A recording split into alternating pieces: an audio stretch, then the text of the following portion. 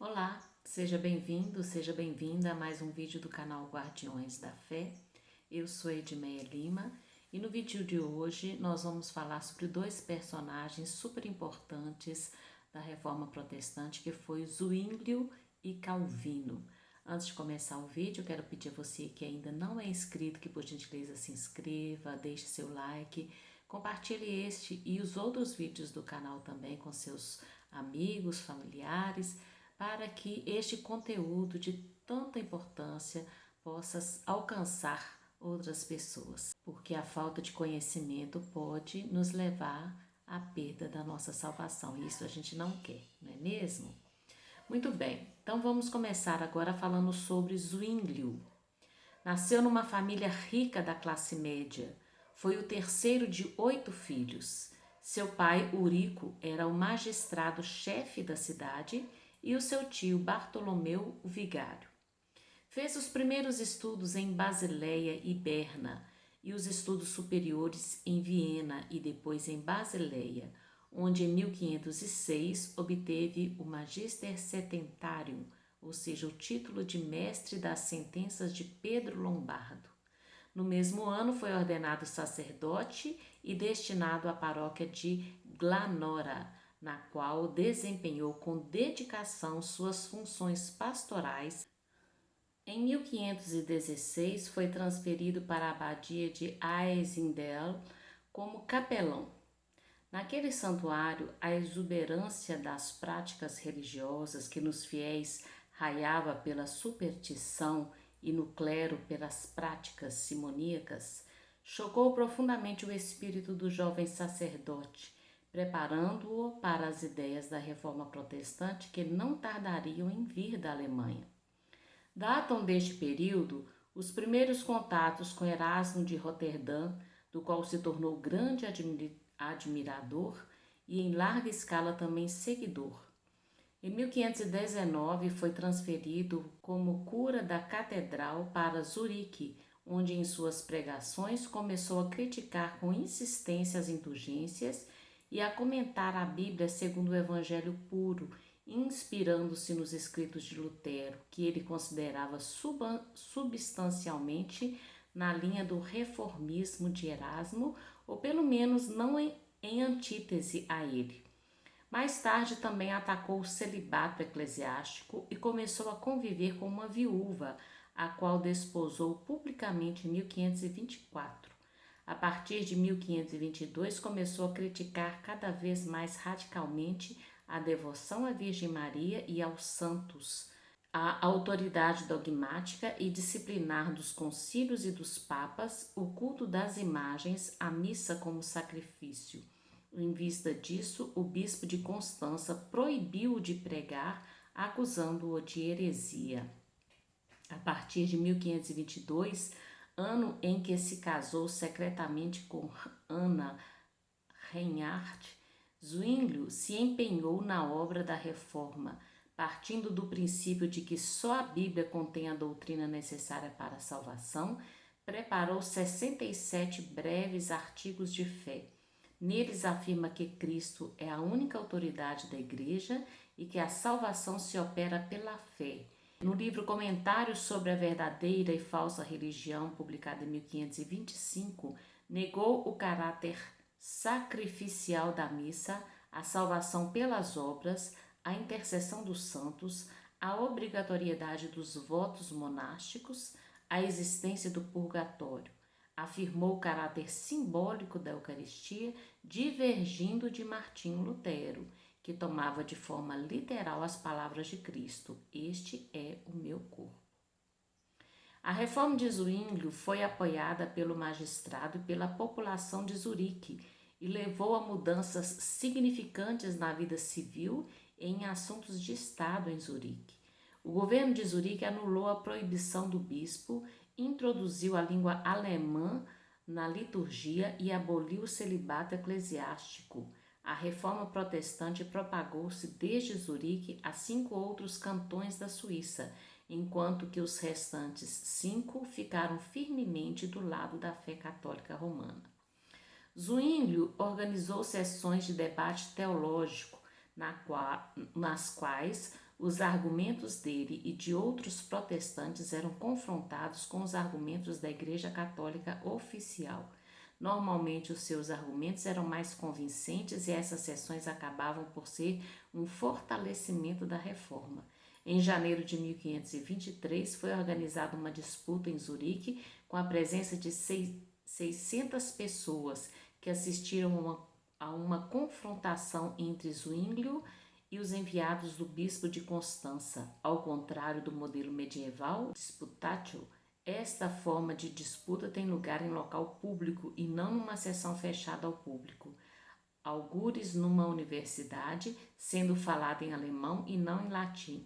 Em 1528, uma sessão semelhante teve lugar em Berna. Zwinglio tentou sem êxito a aliança entre Zurique, França e Savoia, mas conseguiu organizar uma aliança cívica cristã que em 1529 já contava com vários cantões, iniciando-se a luta armada. Decidido a pôr fim ao perigo da intervenção imperial em face da hostilidade dos cantões católicos, Zwinglio incitou o Conselho de Zurique a atacá-los e, ao acompanhar as tropas como capelão, encontrou a morte em batalha, perto de Caper, em Albis, em 11 de outubro de 1531. Crê-se que o seu cadáver foi esquartejado e dado às chamas.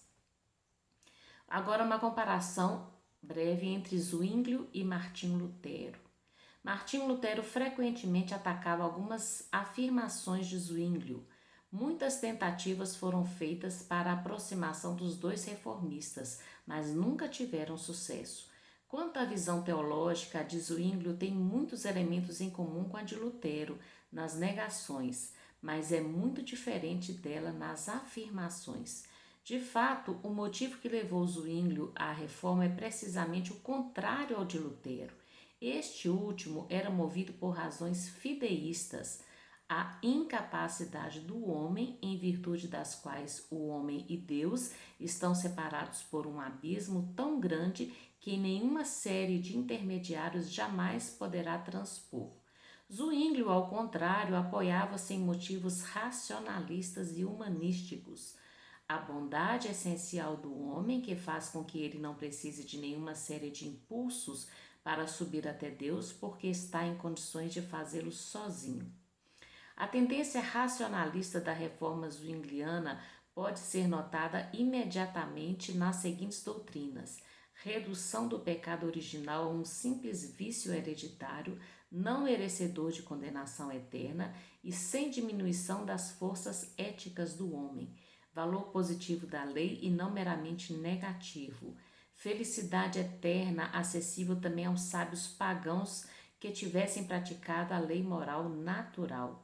Lutero e Zwinglio estão muito longe um do outro, tanto pelos motivos teológicos quanto pelos motivos que se propuseram com a reforma. Enquanto Lutero quer responder à questão como serei salvo, Zwinglio propõe outra: como será salvo o meu povo? A grande preocupação de Lutero, tanto em Erfurt quanto em Wittenberg, era a salvação da sua alma. Não era certamente uma angústia egoísta, porque pode-se dizer que ele tomou sobre si a angústia de toda a sua época, mas o que constituía o tormento de Zwinglio era a salvação de seu povo. Nós vamos falar agora, então, um pouquinho sobre João Calvino. João Calvino nasceu em Noyon, 10 de julho de 1509 e morreu em Genebra, no dia 27 de maio de 1564.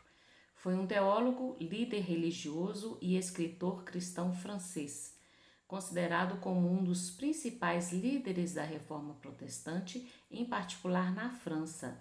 As ideias de Calvino tiveram uma grande influência não apenas sobre a teologia cristã, mas também sobre a vida social, a política e até mesmo o sistema econômico de diversos países, sendo amplamente consideradas como tendo possuído um forte impacto na formação do mundo moderno. O sistema teológico bíblico que ele criou é geralmente conhecido como calvinismo. ainda que o próprio Calvino tivesse repudiado veementemente o uso de tal nome para descrevê-lo. Esta variante do protestantismo viria a ser bem-sucedida em países como a Suíça, que era o seu país de origem, Países Baixos, África do Sul, entre os africânderes, Inglaterra, Escócia e Estados Unidos.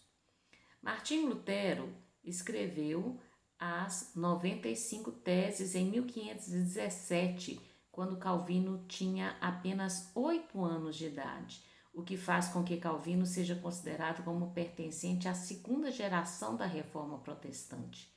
Para muitos historiadores, Calvino teria sido para o povo da língua francesa aquilo que Lutero foi para o povo da língua alemã, uma figura quase paternal.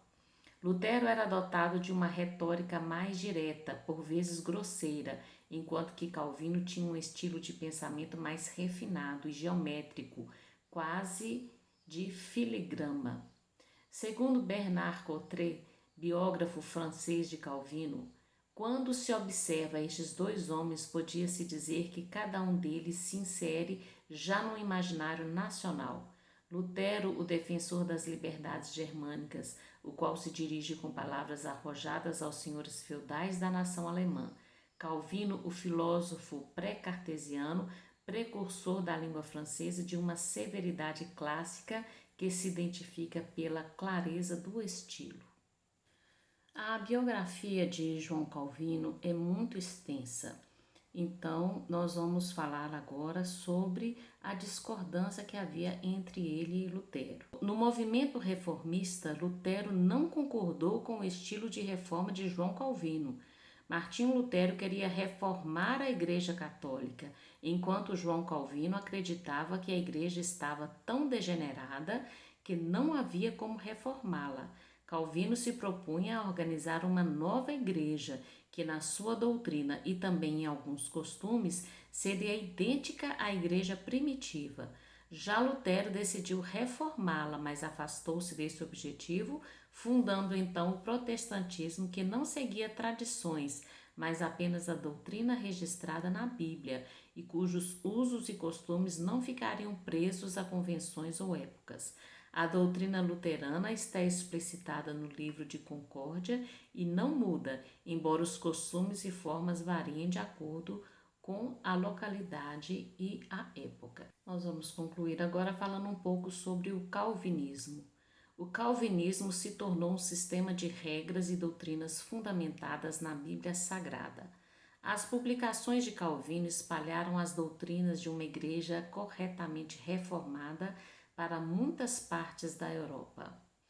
O cristianismo tornou-se a religião principal na Escócia, nos Países Baixos e em parte da Alemanha, tendo sido influente na Hungria e na Polônia. A maioria dos colonos de certas zonas do Novo Mundo, como Nova Inglaterra, eram igualmente calvinistas, incluindo os puritanos e os colonos neerlandeses que se estabeleceram em Nova Amsterdã, que é Nova York. A África do Sul foi fundada em grande parte por colonos neerlandeses, também com franceses e portugueses calvinistas no início do século XVII, que ficaram conhecidos como africânderes. Na França, os calvinistas eram chamados de huguenotes. A Serra Leoa foi em grande parte colonizada por colonos calvinistas da Nova Escócia. John Mahant tinha organizado a congregação local sob o auspício da Conexão Huntingdon. Os colonos eram, na sua maioria, lealistas negros afro-americanos que tinham combatido pelos ingleses na Guerra da Independência Americana. Então, para a gente concluir este vídeo, nós precisamos entender o seguinte, que Lutero, ele foi aquela pessoa que acendeu a revolta. Quando ele pregou as 95 teses na porta lá da igreja, ele, na verdade, não tinha a intenção de criar uma nova igreja nem de fazer uma revolução. Mas ele acabou inspirando outras pessoas a tomarem outras atitudes mais drásticas. Se não fosse João Calvino, talvez o luteranismo não tivesse ido para frente, porque Lutero ele simplesmente colocava as suas críticas nos seus escritos, mas Calvino ele tomou a iniciativa de criar uma outra igreja separada da Igreja Católica, se contrapondo então aos ensinamentos, aos sacramentos, a tudo aquilo que a Igreja Católica acumulou e transmitiu durante 1500 anos. Nós vamos fazer agora um último vídeo, onde nós vamos falar sobre a Reforma Católica e sobre a Inquisição Protestante. Muito obrigada por ter assistido até aqui. Um grande abraço, fica com Deus.